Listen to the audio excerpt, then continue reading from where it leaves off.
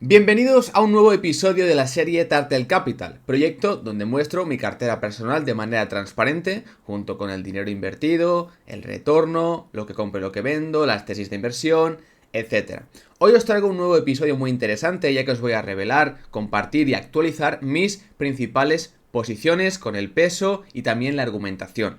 En concreto, quiero comentaros 4 de mis principales posiciones que las veo bastante interesantes y que pueden ir muy bien los próximos años. Así que sin más, vamos a ello, pero antes de empezar, si quieres apoyar este contenido y esta serie y este canal, te puedes suscribir aquí debajo y dejar un like que me ayuda mucho a continuar con este trabajo. Y también déjame en los comentarios qué quieres ver en próximos episodios y si te está gustando este contenido.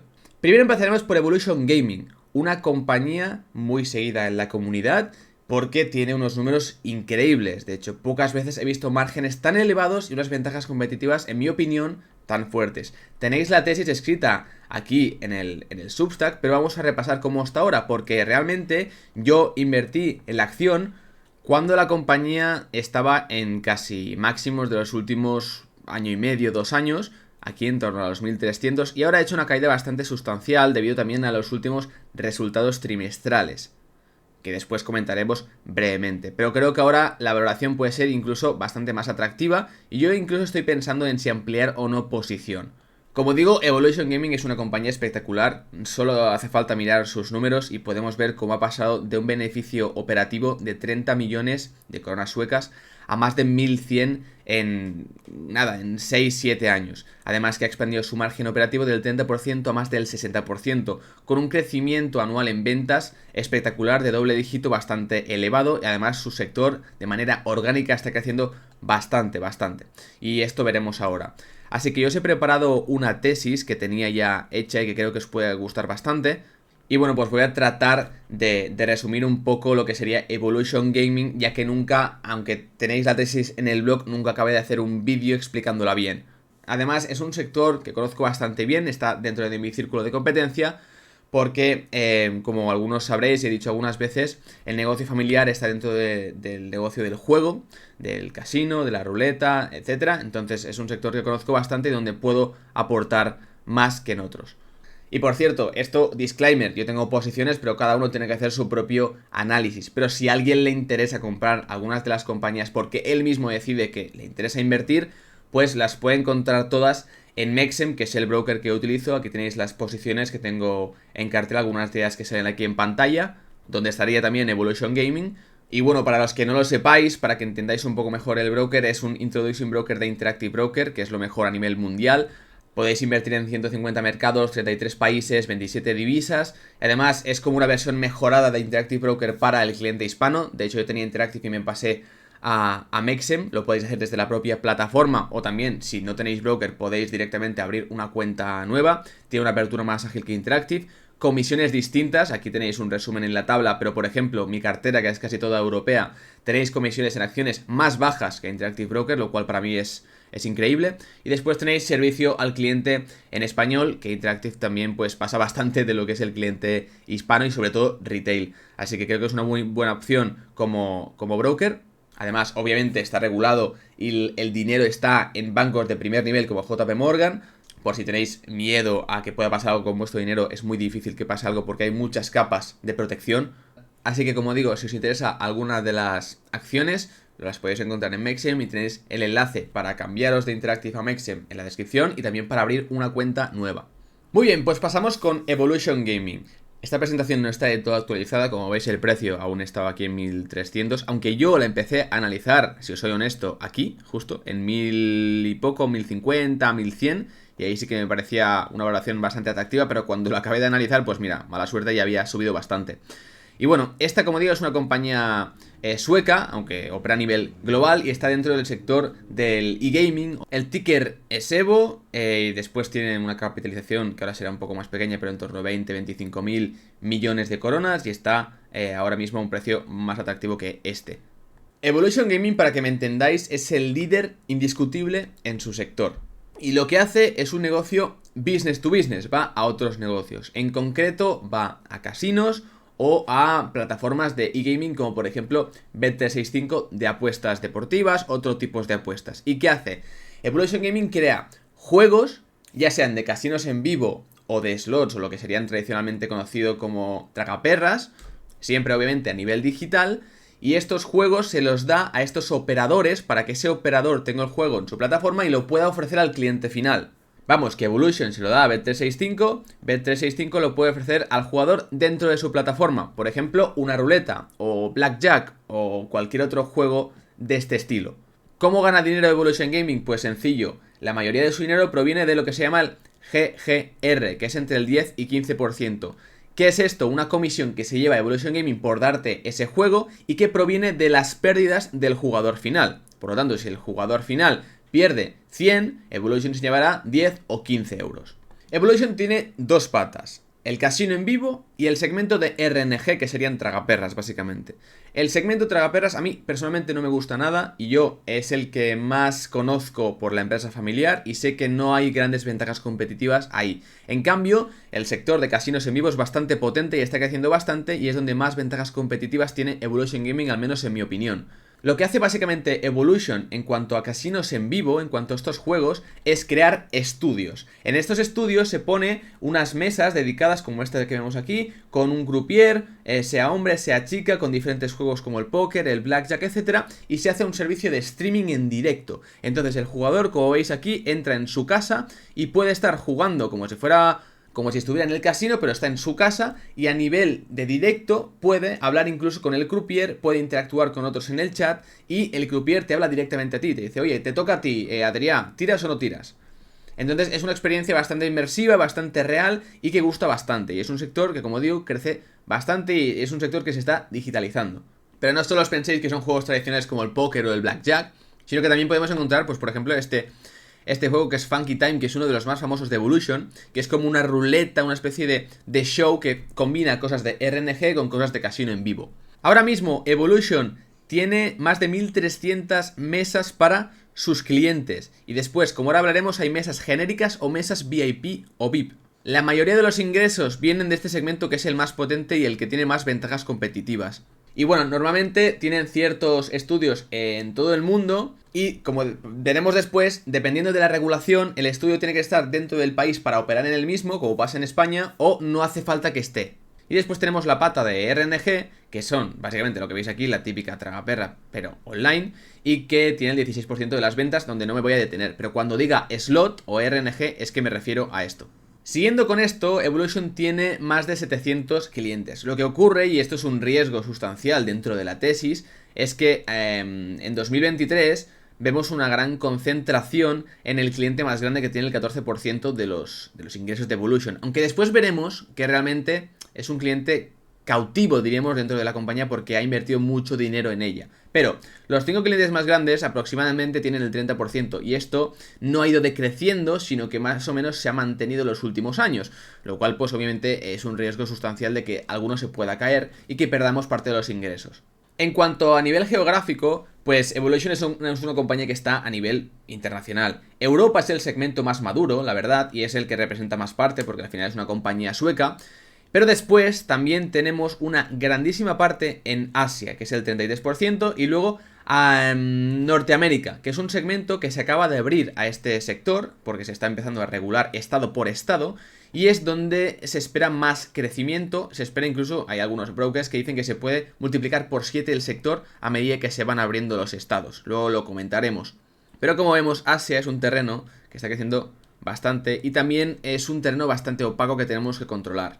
Vale, hablando un poco del sector y de los players, como he dicho antes, tenemos el casino físico de toda la vida, que son casinos que, ¿por qué no entran en el segmento online? Porque muchos me diréis: oye, pero es muy fácil poner un estudio y poner a 4 croupiers y empezar a grabar, esto lo puede hacer un casino. No es tan fácil. Aquí un usuario de Twitter os lo explica con un ejemplo del blackjack, y es que al final, ¿por qué externalizan los casinos? Recordemos, pueden hacerlo básicamente los casinos o las plataformas o las empresas de e-gaming como Bet365.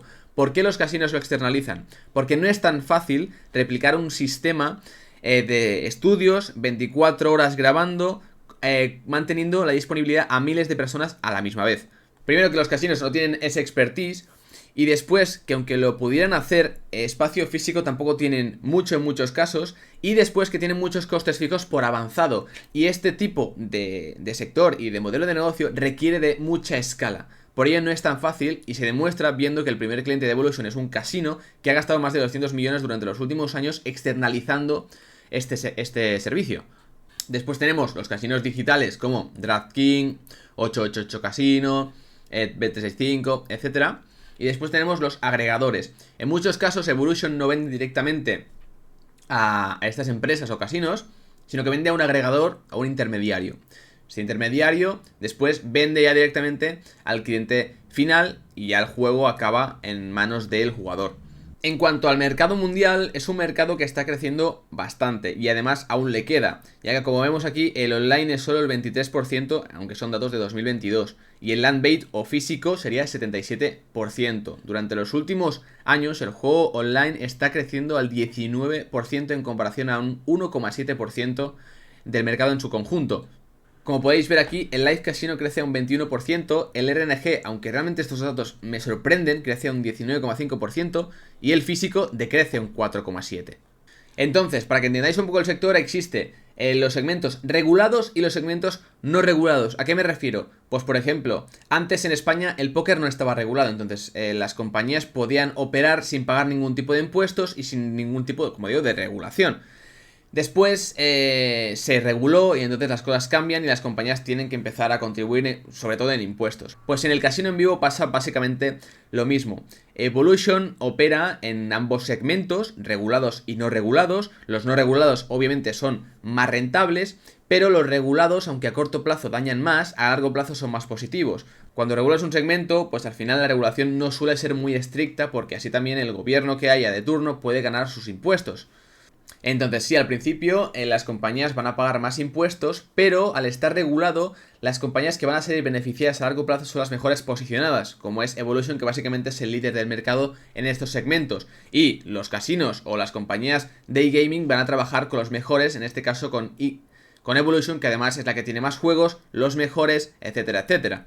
Por lo tanto, la tendencia a largo plazo es que el mercado se vaya regulando, como ahora está pasando en Estados Unidos, donde Evolution, de hecho, con los pocos estados que ya hay dejando esta regulación, tienen el 100% de la cuota de mercado. Por ello es bastante interesante cómo se va desarrollando el mercado. Los terrenos a más comentar importantes es China, ya que China es una gran parte... Bueno, al final Evolution no desglosa los ingresos de dónde vienen en la parte asiática. Hay ingresos que vienen de Filipinas, de Indonesia, de China, etcétera. Y gran parte viene de China, como es de esperar. Y ahí el juego online directamente está prohibido. Se necesita un CDN porque ahí no puedes operar con un cloud. Y además la operativa básicamente es en cripto o en efectivo. He visto casos de equipos gestores ahí que mueven el dinero en efectivo hasta Manila o a otros territorios. Entonces es la parte más conflictiva o más opaca de esta tesis. Os digo lo bueno y os digo lo malo. Esta parte, como digo, China es bastante turbia. Y al final, como no se puede, como el juego online está prohibido directamente, lo que hace Evolution es vender a un agregador y este agregador después vende adentro de China como se pueda. O sea, si lo hace de manera ilegal o no, eso ya no depende de Evolution y digamos que Evolution cierra los ojos o mira hacia otro lado y deja que ese agregador haga lo que él considere. Y entonces no se le puede decir nada a Evolution. Entonces, esta es una parte en la que he profundizado bastante y he analizado bastante. El hecho de que la operativa sea en criptomonedas no pasa nada porque al final todos los operadores pagan a Evolution en moneda fiat, por lo tanto es algo residual lo que cobra en cripto, creo que es un 1 o 2%, y el que sería afectado si hubiera una debacle en las criptomonedas como en 2017 sería el operador final, que sí que cobra en criptomonedas. Por ello vemos que Evolution en 2017-18 o cuando ha habido grandes movimientos de criptos lo ha hecho muy bien, igualmente, no se ha visto afectada. Pero bueno, como digo, Asia es un segmento a comentar. Después tenemos Estados Unidos y también pondría Latinoamérica aquí, que son sectores que se están regulando estado por estado, y en cada estado tienes que poner sus estudios correspondientes, y es donde se espera más crecimiento a medida que se va regulando y Evolution puede entrar como el primer player. Se esperan, por ejemplo, Indiana, Illinois y Nueva York los próximos meses y años. Aquí, como os decía, pues hay estudios como H2GC que esperan que se multiplique por 7 en 3 años, que pase, como veis aquí, Norteamérica de 899 millones a 6.300 millones, que es una barbaridad. Como os decía, los fundamentales son increíbles en esta compañía. El crecimiento orgánico es muy elevado, como hemos visto, es de doble dígito y no es pequeño el doble dígito, sino que llega incluso al 20%. Aunque, como os digo, me gusta mucho más la parte de live, que es la de en vivo, que la parte de slots o RNG. De hecho, esta parte entraron básicamente porque hicieron una adquisición grande dentro de este segmento de slots, ya que era una parte que no tenían, y otras compañías sí que tenían live y RNG. Y lo hicieron básicamente para después poder entrar con una mayor oferta atractiva en Estados Unidos. Pero ahora han visto que realmente es muy difícil innovar, hay pocas ventajas competitivas, los clientes son menos fieles a los juegos, etcétera, etcétera. Y por lo tanto vemos que cada vez es un porcentaje menor sobre las ventas y eso es algo que realmente me parece bien y me gusta. Donde se tienen que centrar es en la parte de live, que es donde hay más ventajas. El principal gasto de la compañía, pues como entenderéis, es personal. Son los croupiers, entrenarlos y después que operen obviamente en sus respectivas mesas, en sus respectivos juegos. Por lo tanto, ahí es donde está el mayor gasto. De hecho, en el último trimestre ha habido un gasto bastante grande porque han contratado mucho personal y ese personal al principio no es productivo, ya que tiene que entrenarse y después ponerse a trabajar. Y el margen EBITDA me parece increíble. Ha pasado del 45% al 70% actualmente. Y el guidance de 2024 es que se mantenga en el 69-71%.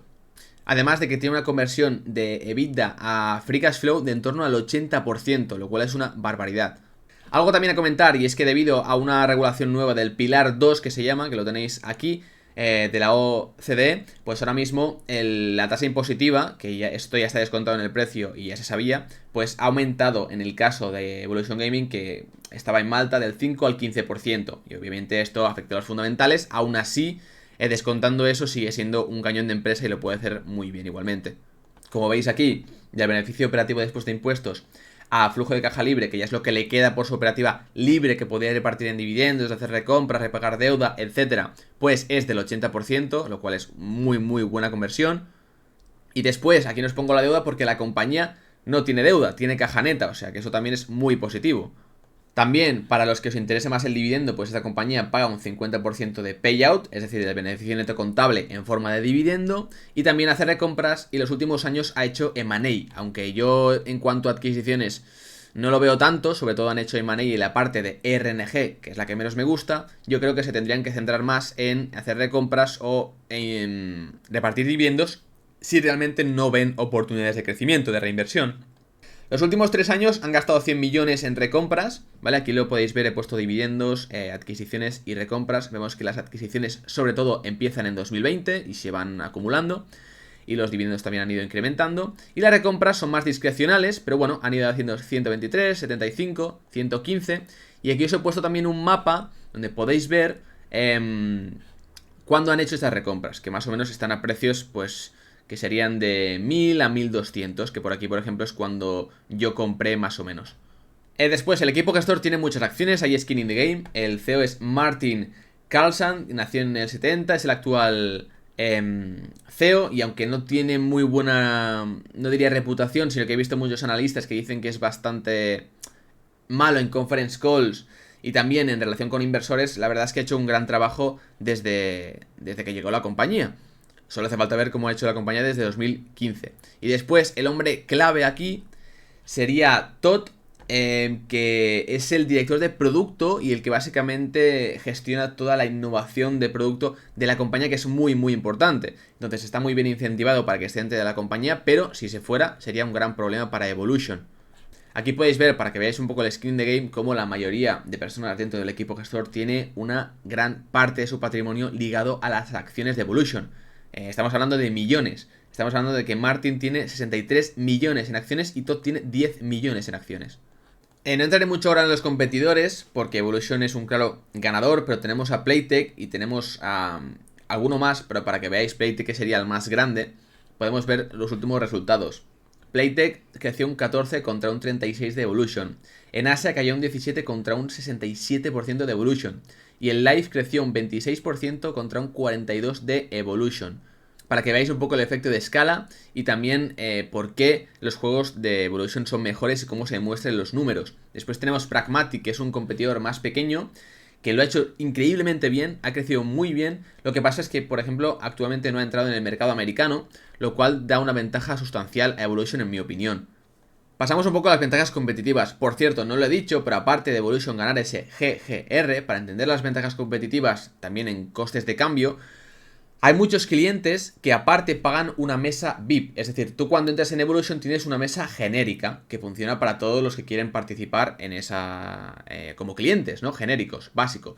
Pero después, si tú eres Bet365 y dices, no, es que yo quiero una mesa con mi croupier que hable solo, no sé, ruso, inglés, español, para que así sea más cercano con mis clientes, que son todos españoles, por ejemplo, y después quiero que pongas mi logo detrás, quiero que haya ciertas características dentro de la mesa que representen mi marca, etcétera.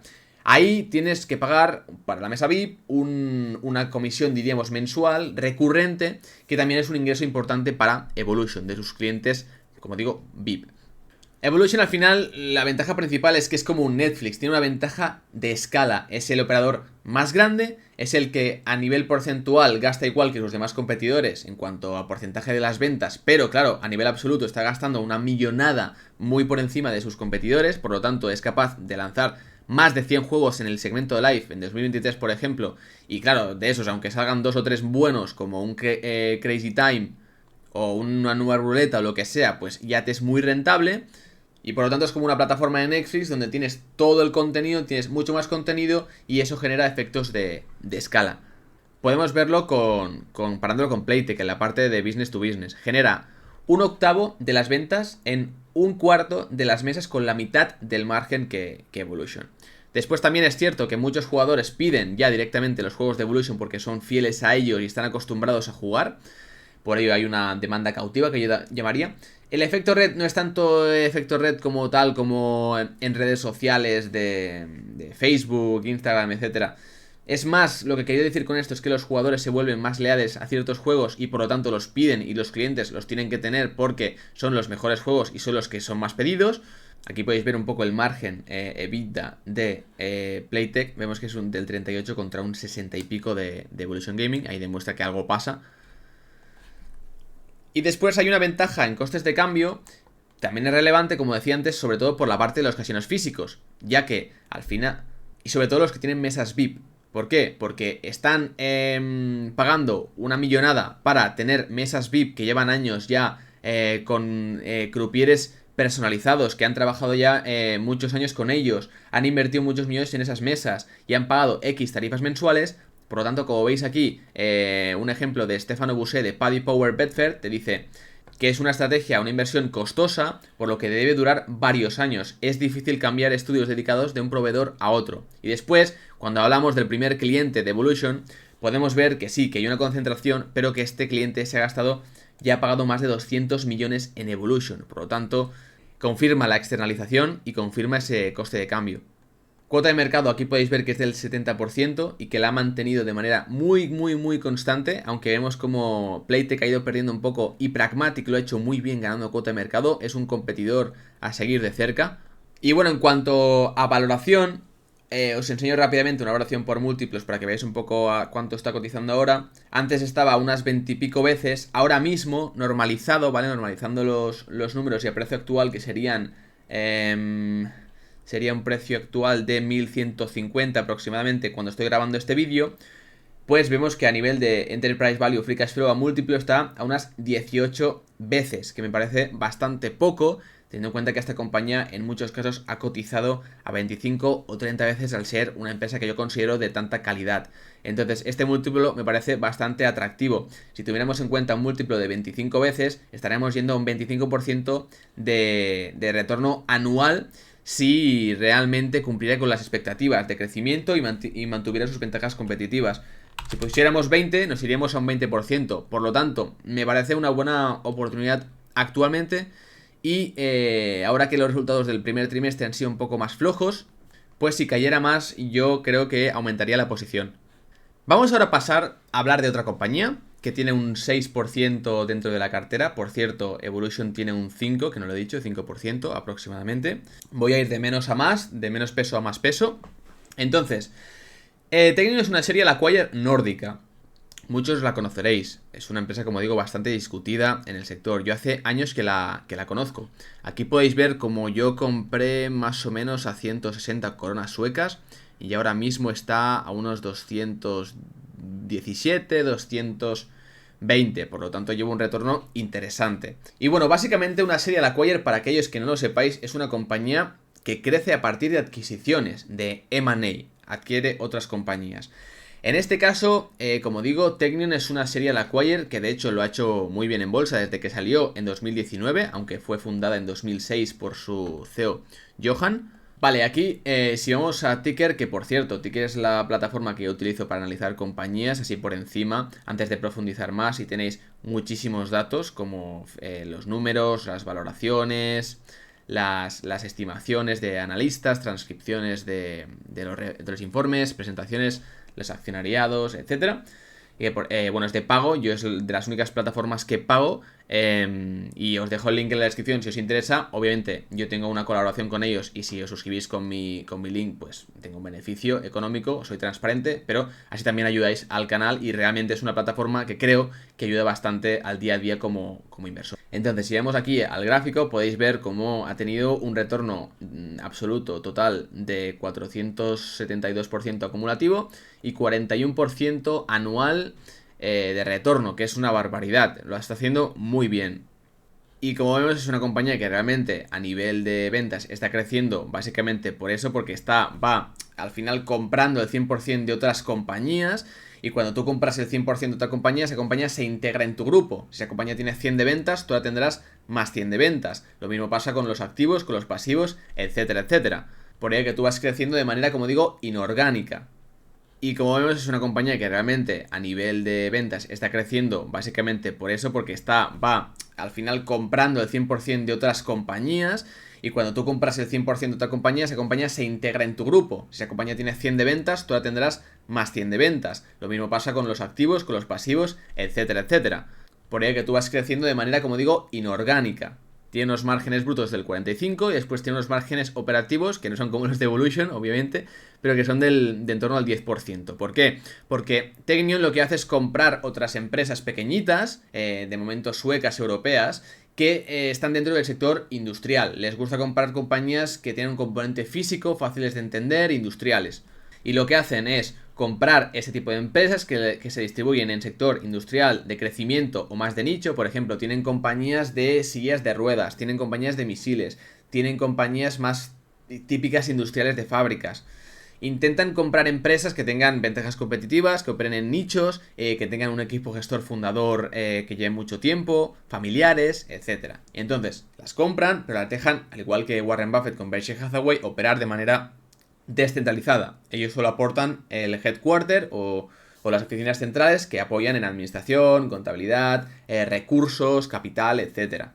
Buscan compañías con ventas de 20 a 100 millones de coronas suecas en estos segmentos que acabo de comentar, que sean rentables, que tengan free cash flow positivo, lo financian con caja, no suelen emitir acciones, y después hay una parte que pagan por adelantado en caja, y luego hay ciertos pagos que se llaman earnouts, que si no sabéis lo que es decir, oye, yo te pago la mitad y la otra mitad te la voy a pagar si consigues multiplicar por 2 tus beneficios de aquí a 5 años.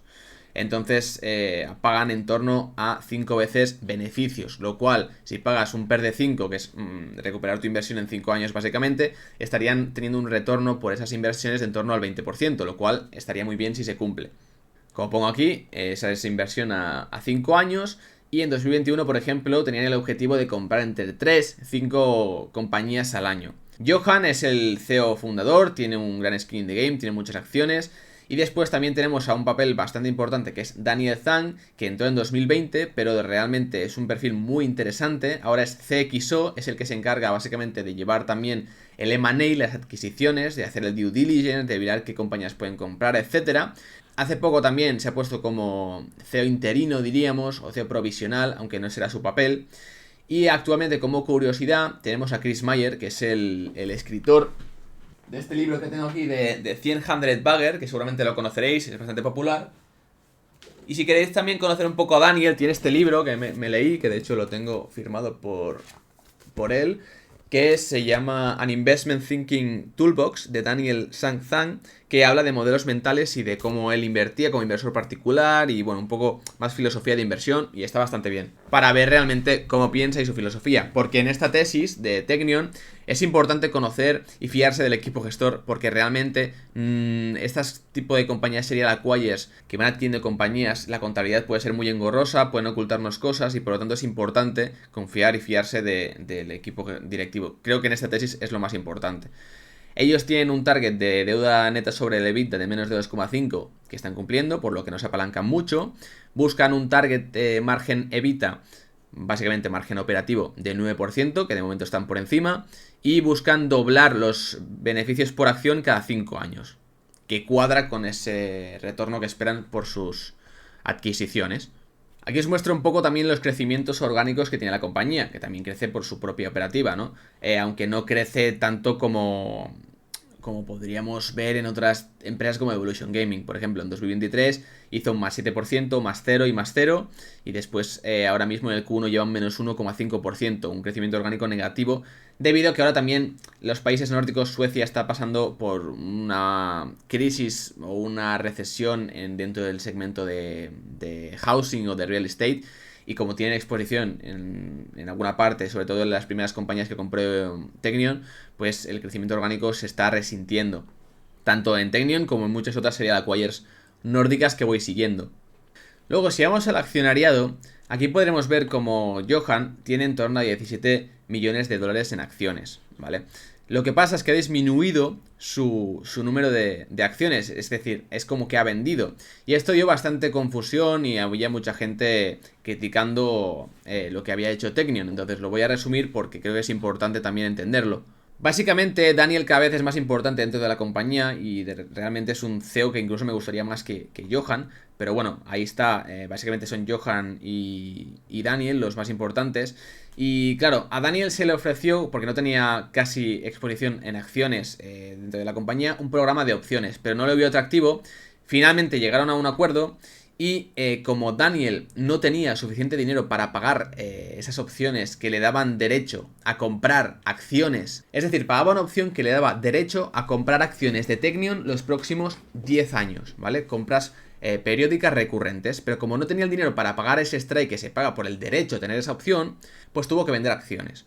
Vendió acciones, pero no fue suficiente para pagar ese strike. Entonces, básicamente, llegaron a un acuerdo y Johan decidió vender acciones para tener esa liquidez y dejarle un préstamo a Daniel. De esta manera, Daniel podía pagar esas opciones y puede adquirir 100.000 acciones para ahora tener 108.000, que son en torno a 2 millones de euros, que ya está muy bien y es una mayor alineación. Y ahora Johan tendría 860.000. Esto es un préstamo a 10 años al 3,37% que Daniel tendrá que devolver a Johan. Pero eso es, en mi opinión, bastante positivo, porque eso quiere decir que va a tener que ir comprando acciones recurrentemente de Teknion, aunque lo va a hacer a un precio acordado. Ahora, ¿qué pasa? Que cuando iban a presentar los resultados, que normalmente lo hacen el sábado, se presentaron y se vio ese mismo sábado que Daniel había vendido acciones de la compañía y nadie sabía por qué. Entonces la acción cayó, ¿no? Porque no era normal. Después resultó que explicaron todos estos acontecimientos y que como se alargó el tema del préstamo y tal, al final hay periodos de blackout donde no se puede decir nada, no se puede confirmar ni desmentir nada dentro de la compañía, y por ello no se emitió ninguna nota de prensa ni nada. Además de que como Daniel era un accionista minoritario, que eso lo han cambiado ahora, no tenía por qué reportar ese cambio de acciones de manera legal. Vamos, que luego emitían una nota de prensa que la podéis ver en la web explicándolo todo, pero era muy raro que Daniel estuviera vendiendo. Y luego se dio en cuenta esto, de que realmente estaba vendiendo por toda esta casuística y que realmente será comprador los próximos 10 años. Ahora, esta compañía también tiene sus riesgos, ¿no? Al final han tenido 4 CFOs, si no me equivoco, desde 2019. Es una rotación bastante elevada y eso quiere decir que algo puede pasar dentro que no estamos viendo. A lo mejor no se llevan bien con el CEO o a lo mejor, bueno, podría pasar cualquier cosa y eso es muy difícil de saber. Por eso digo que es importante tener confianza en el equipo gestor en este tipo de tesis.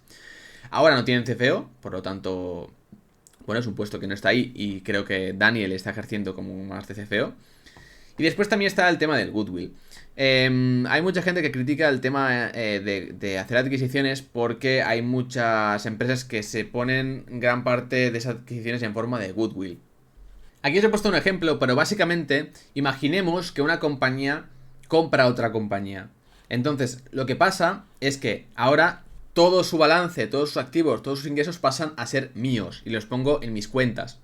Ahora, ¿qué pasa? Que normalmente tú compras una compañía que esperas que tenga unos beneficios y pagas una prima por ello. Por lo tanto, pagas por encima del precio de mercado. Es decir, que por ejemplo, yo tengo un valor en libros contablemente en esa adquisición. Y esa adquisición tiene 500 de activos fijos y 0 de activos intangibles que se puedan identificar, como contratos con clientes, marcas, etcétera. Por lo tanto, tiene un patrimonio neto de 500. Ahora, el fair value o el valor de mercado de esos activos, pues son realmente que esos activos fijos que a contabilidad están depreciados, realmente en el mercado valen 800 y esos activos intangibles valen 100. Por lo tanto, si yo pago 1000 por esa adquisición, yo sé que a contabilidad, en valor en libros que se dice, sus activos netos, ¿vale? Descontando los pasivos, son 500, ¿vale? Que es lo que hemos visto aquí arriba. Ahora, yo estoy pagando 1000 porque hay una diferencia, entonces hay una diferencia de 500 de exceso de precio que yo estoy pagando porque esa compañía pues me parece de calidad. Entonces, ¿qué pasa? Que de 500 a 800 hay 300 que me pueden imputar como mayor valor de estos activos fijos que se llaman PPE. Y después hay 100 que realmente valen en el mercado, que son activos intangibles que yo puedo identificar, como por ejemplo un contrato con una marca que me va a reportar X beneficios. Hay un aumento de 400 que yo puedo demostrar que estoy sobrepagando porque ese valor que a nivel contable son 500, a nivel real en el mercado vale 900. Entonces yo he pagado 1000 y puedo identificar esos activos a mercado de 900. Aún así, aún identificando esos 900, yo estoy pagando 1000, por lo que hay una diferencia entre 900 y 1000 que yo estoy pagando de 100, que eso, como no se atribuye a ningún activo realmente identificable, palpable, que se pueda demostrar que generará unas ganancias, eso es el goodwill o fondo de comercio, que es el restante que no se atribuye a ninguna cosa, pero que yo igualmente estoy sobrepagando por esa compañía porque espero X beneficios o veo ciertas cosas que aunque no se pueden contabilizar, pues estoy dispuesto a pagarlos porque creo que es un muy buen activo para mí. Para que lo entendáis, al final os he puesto aquí esto, que es: yo tengo una compañía que voy a comprar y tiene un valor en libros de sus activos menos los pasivos, ¿vale? Recordemos que los activos se deprecian en el estado de pérdidas y ganancias y por lo tanto van perdiendo valor, y una fábrica a nivel contable puede valer 0, pero en el mercado puede valer 500. Esto es el valor en libros, que no es el valor de mercado. Y a eso le añado un PPA, que son todos aquellos activos menos pasivos, activos netos a mercado, ¿vale? Que sería lo que hemos visto aquí abajo de 900, ¿vale? Entonces yo todo lo que puedo identificar va ahora aquí dentro, y el restante que yo estoy pagando, si esto me da 900 y he pagado 1000, pues 100 irán a goodwill. Vale, entendido esto, se le critica a Technion que hay gran parte de las adquisiciones que se imputan en goodwill. A lo mejor no es un 10% o un 40 o 50, sino que es gran parte la que va a goodwill, es decir, activos no identificables. Claro, ¿qué pasa? Que este goodwill no se deprecia. Al contrario que los activos como una fábrica se deprecia a nivel contable, pues a 10 años si vale 1000, cada año 100, 100, 100, que ese gasto de 100 es una depreciación que va en el estado de pérdidas y ganancias, ¿vale? Aquí hay una línea que sería depreciación de activos fijos, un gasto de 100, que veríamos aquí, y por lo tanto, finalmente mi beneficio neto será más bajo, porque tengo esa depreciación que es un gasto. Si yo lo pongo en goodwill, entonces, primero que ese goodwill no se deprecia, y después que entonces aquí tendría un mayor ingreso o un menor gasto, y mi beneficio sería mayor. Por lo tanto tengo, diríamos, un P&L, un estado de pérdidas y ganancias más bonito, simplemente por este factor. Ahora después se hacen test de impairment o de destrucción de valor del goodwill. Si después se actualiza esa adquisición y se ve que realmente no ha generado lo que se esperaba, entonces realmente habrías sobrepagado por esa adquisición y se depreciaría este goodwill como un impairment o un deterioro de valor. Y esto sí que iría como un gasto extraordinario en el estado de pérdidas y ganancias. Aquí os he puesto un ejemplo. Imaginaros que yo pago 100.000 por adquirir el 100% de la compañía B. Y veo que el book value, valor en libros, es de 36.000 y el fair value es de 55.000.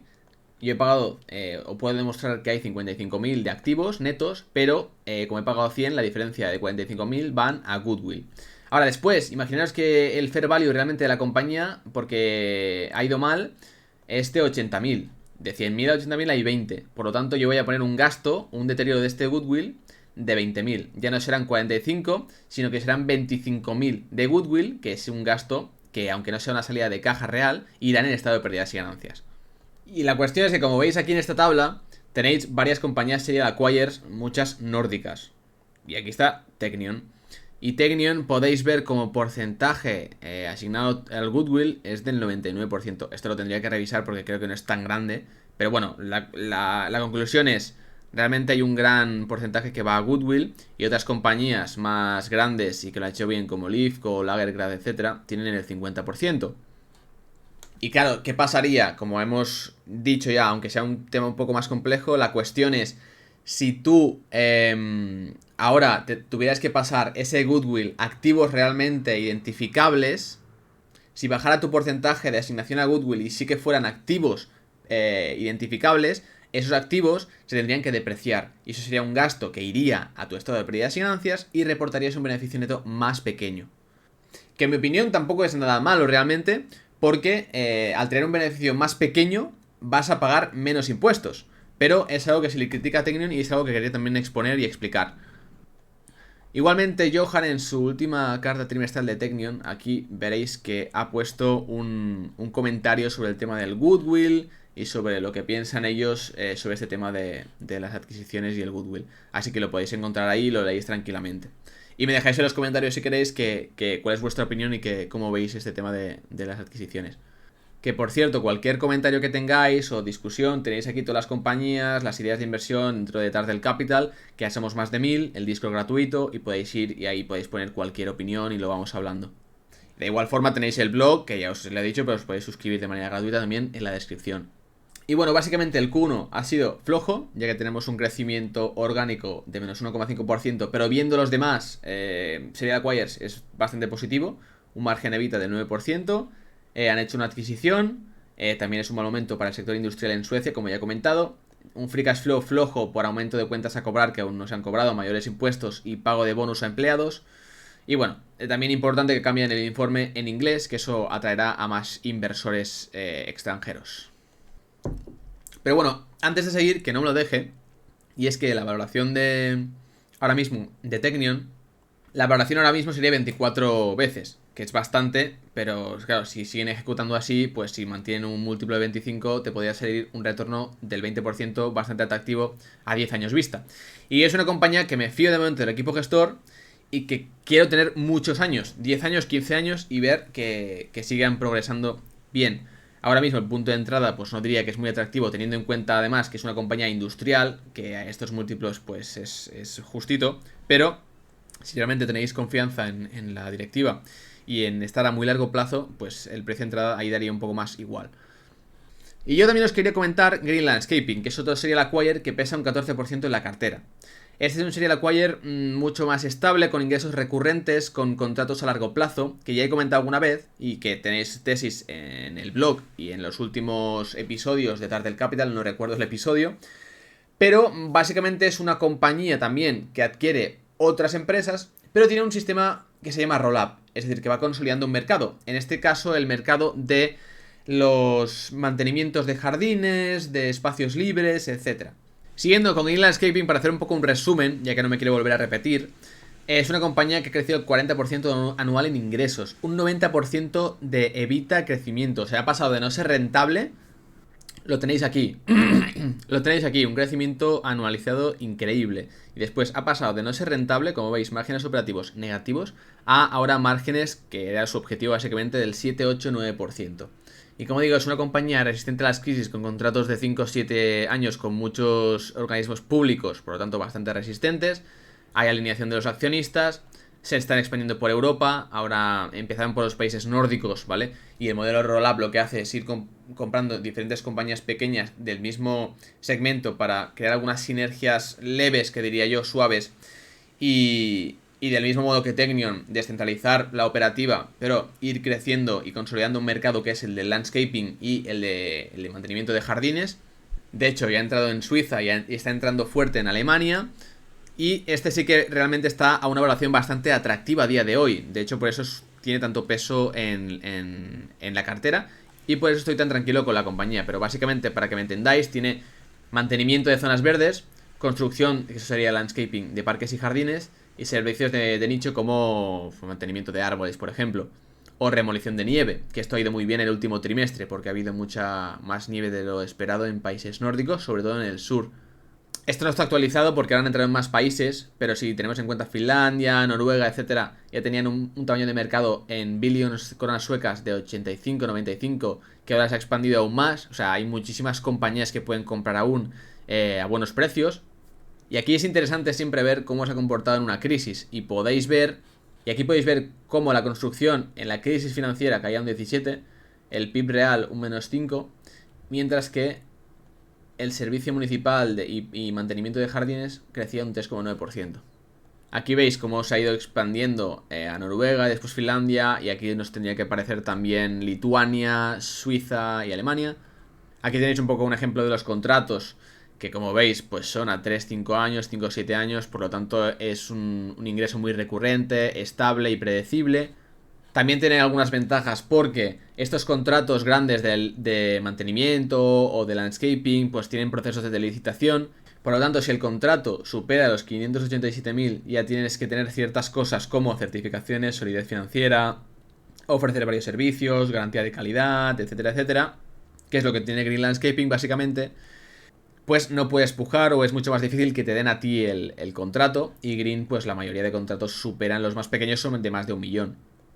Por lo tanto, contratos públicos ya de más de 587 crean barreras de entrada interesantes. Eso lo tenían más en países nórdicos. Ahora que han entrado en Alemania y Suiza, que hay más competencia y compañías un poco más grandes, esto ya se diluye un poco. Pero podéis ver cómo han ido incrementando el porcentaje de contratos ganados a medida que la compañía ha ido creciendo. El crecimiento orgánico ha sido muy positivo, menos en 2020 que cayó un menos 5, el resto de años ha tenido un crecimiento orgánico muy muy bueno. De hecho, el primer trimestre de este año ha sido del 8%, cuando veíamos otras empresas como ahora Technion y otros serialacuayas nórdicos que están en menos 8, menos 5, etcétera. O sea, eso muestra la resistencia de modelo de negocio. Y bueno, ellos buscan hacer adquisiciones de 30 a 200 millones, empresas rentables, que pueden crear algunas sinergias y conocimiento y experiencia local, y también algunas que puedan ser más grandes, sobre todo cuando entren en un país, intentar hacer alguna adquisición más grande, como en Alemania, para establecerse en el mercado y luego ya que sea más fácil hacer otras. Además, aquí podéis ver unas últimas adquisiciones, no está actualizado, pero para que veáis un poco los múltiplos que pagan, que son en torno a 0,4 veces ventas, y aunque este EBIT no está actualizado por estas de aquí, pagan en torno a 4 o 6 veces beneficios operativos, que son precios muy atractivos.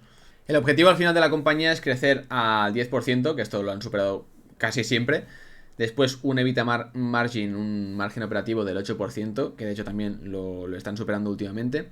Un apalancamiento de 2,5 veces de neta sobre EBITDA, y en un futuro pagarían un dividendo del 40%, que ahora no tiene sentido porque tienen bastantes oportunidades de reinversión. El último trimestre ha sido, la verdad, muy bueno, porque ha habido más nieve de lo normal y también eso ha beneficiado a la parte de mantenimiento. Sin embargo, ha frenado, por ejemplo, la parte de paisajes y landscaping, porque no se puede trabajar con nieve. Y ha crecido orgánicamente un 8%, lo cual está súper bien. En ventas ha crecido respecto al primer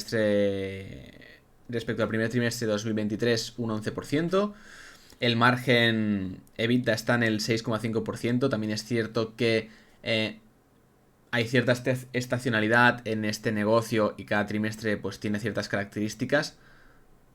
Sin embargo, el margen ahora mismo está por encima del 8%. El peor segmento es el de Suecia, que es donde han hecho una reestructuración y no era rentable básicamente, y lo han pasado a ser bastante rentable. Pero el segmento de Noruega, de Finlandia, tiene márgenes mucho más elevados, y de Alemania también. Pero bueno, mientras se mantengan en ese objetivo, que de hecho ya lo han cumplido, pues estaría bastante bien. Están en esas 2,4 veces de neta sobre el EBITDA. Sí que es cierto, como algo negativo, que el backlog, la cartera de pedidos ha bajado un poco. Y bueno, de momento yo muy contento con esta compañía, porque además tiene tanto peso porque si miramos un poco la valoración, podemos ver que está cotizando normalizado en torno a 15 veces free cash flow, lo cual me parece absurdo para una compañía de este calibre y que además es una empresa muy pequeñita que no tiene mucha cobertura de analistas, tiene mucha volatilidad. Entonces me parece bastante atractiva y a 20 veces ya, que es un múltiplo muy incluso conservador para esta empresa a medida que vaya ejecutando, pues tiene un retorno muy atractivo. Entonces yo considero que es bastante buena oportunidad, pero que cada uno que considere lo que crea. Y después, por último, tenemos Marlowe, que justamente en el momento de salir este vídeo os colgaré la tesis escrita. Ahora la repasaremos si queréis rápidamente. Y esta tiene un 8% del peso. Tiene menor peso, que Green Landscaping, pero la he sacado después porque Green Landscaping es otra serie de Acquire y tenía más sentido juntarlo con Technion. Pero bueno, Marlowe, para no repetirme mucho, la expliqué la situación especial y la compañía en el último vídeo. Así que, por favor, si queréis entender mejor la compañía, id al último vídeo que hacia el final explico la situación especial con esta presentación justamente. Pero a modo de muy resumen, teníamos que era una compañía de compliance y de regulación, de por ejemplo, imaginaros que vuestros trabajadores en una empresa tienen que hacer los cursos formativos de regulación de incendios, contra incendios, de mantenimiento, lo que sea, pues lo hace Marlowe. O se tienen que revisar eso, el sistema de ventilación, que todo se cumpla con la regulación, etcétera. Vale, pues Marlowe hace estos softwares que hacen que las compañías puedan cumplir con estos requisitos que en muchos casos son legales y como son obligatorios, las compañías tienen que hacerlo sí o sí. Eso hace que sea una compañía muy recurrente, con contratos a largo plazo, con esas licencias de software que son pagos estables y, como digo, recurrentes, con visibilidad.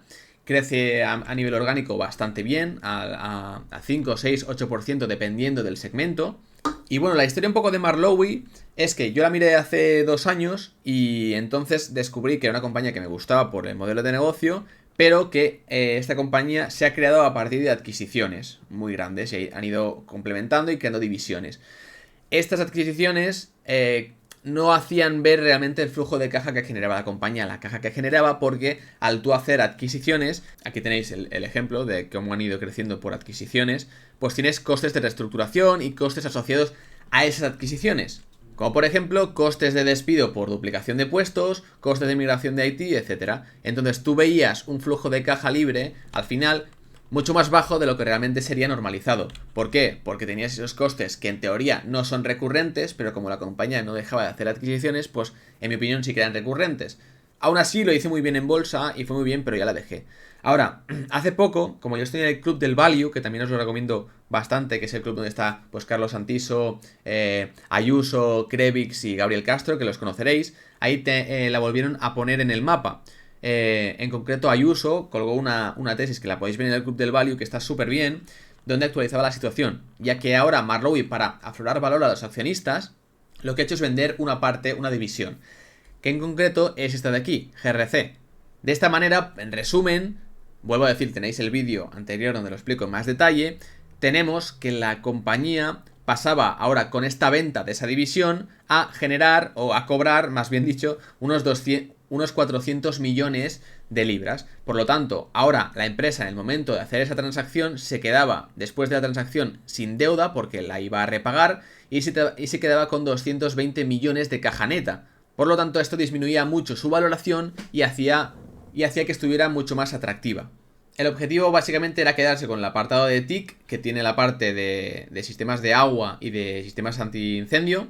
Y después lo que querían hacer era aflorar valor, como pues vendiendo esta división, que ya se ha vendido por 16 veces el múltiplo sobre EBITDA, que está muy bien. Y después quedarse con la otra parte. Entonces ahora tienes una compañía que repaga toda la deuda, que en teoría no va a tener ese coste asociado con las adquisiciones porque se van a centrar más en generar flujo de caja, por lo tanto ahora sería una compañía con unas cuentas mucho más neteadas, que gustaría más al mercado, van a crecer o fijarse más en crecer de manera orgánica, van a repartir un dividendo especial de 150 millones y ahora ya, como actualización del último vídeo, han confirmado 70 millones de recompras. Aquí podéis ver cómo la compañía realmente lo ha hecho muy bien y llegó a estar en torno a las 10 libras. Ahora mismo, debido a lo que pasó con el tema de la venta y del dividendo, pues la compañía, cuando vendió la parte esta por 16 veces EBITDA y anunció el dividendo, subió un 40-50%. Yo compré en torno aquí a 5 y ahora ha subido algo bastante rápido, está en torno a 5,7 libras. Aún así, me parece y me sigue pareciendo muy interesante y a un precio bastante atractivo.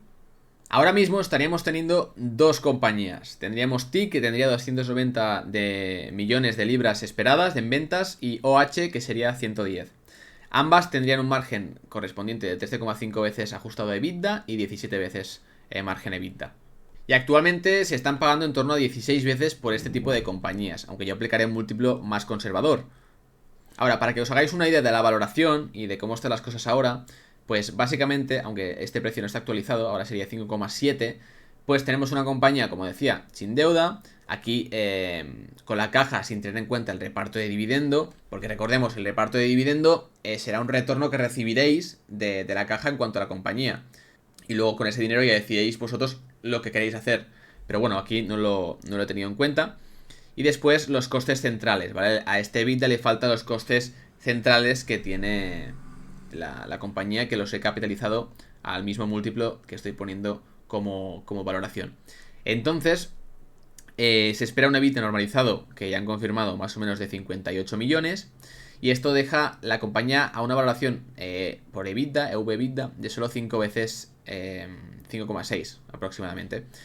Si le aplicamos un múltiplo conservador, en mi opinión, de 10, ya nos aparece un valor objetivo de 7,7. Cuando actualmente está a 5,7, sería un poco menos del 50%, pero aún así, como digo, este múltiplo podría ser de 12, y eso ya nos iría a 8 o 9. Por lo tanto, considero que la situación especial es muy interesante, y ya no solo eso, sino que si ahora netean las cuentas, crecen de manera orgánica y el mercado le gusta, el modelo de negocio me parece de bastante calidad. Por lo tanto, a largo plazo puede ir bastante bien y puede ser una tesis ya que se convierta a largo plazo si van ejecutando bien. Sí que es cierto que como parte del deal, el CEO actual, que estaba en Marlowe, que es el que entró y lo ha hecho muy bien, que está especializado en M&A, como parte del deal se va a la otra compañía a la que se ha vendido y ahora están buscando otro nuevo. Y el anterior CEO, el que se va, el saliente, en concreto tenía el 5% y un riesgo era que vendiera. Ahora ha vendido, la verdad, en los últimos días ha aparecido esta venta, que es otra actualización que quería hacer. Este es Alex Dacre, que es el CEO, el saliente. Lo que pasa es que el equivalente lo ha comprado el presidente de la junta, que es Lord Michael Ashworth. Entonces, ahora mismo es positivo que esta pérdida de accionariado pase a alguien dentro del equipo gestor y que no se venda básicamente a mercado. Entonces, este riesgo ya está bastante más mitigado, me deja más tranquilo y por eso creo que es una oportunidad bastante buena, que de momento pues está yendo bien. Y para más detalles tenéis la tesis, y si no lo comentamos por Discord.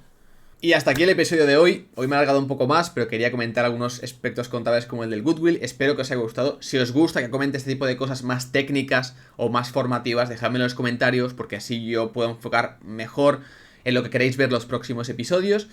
Sin más, espero que os haya gustado. Recordad suscribiros, dejar también un gran like. Tenéis los links de Mexen por si queréis el broker en la descripción. Tenéis el Substack, tenéis el Discord, lo tenéis todo. Tenéis la cartera transparente. Así que, sin más, un saludo y un abrazo a toda la comunidad. Nos vemos en el próximo vídeo.